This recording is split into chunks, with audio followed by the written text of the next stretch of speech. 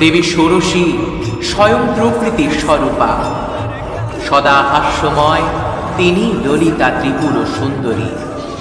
তিনি সর্বোচ্চ পরম ব্রহ্মের সাক্ষাৎ স্বরূপ। তন্ত্র ও পুরাণে বর্ণিত তার মূর্তি বড়ই বিচিত্র।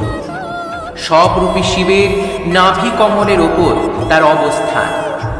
এই সর্বশক্তি স্বরূপকে সিংহাসনের 4 পদস্তম্ভের ন্যায় ধারণ করছেন ব্রহ্মা, বিষ্ণু, রুদ্র ও সদাশিব।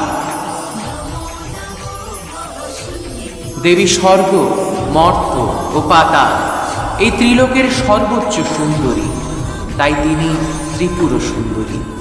সহস্রকোটি ব্রহ্মাণ্ডকে তিনি তার গর্ভে ধারণ করেন। দেবীর এই রূপের পূজা করলে সর্বসিদ্ধির প্রাপ্তি ঘটে, দুঃখ কষ্ট দূর হয়।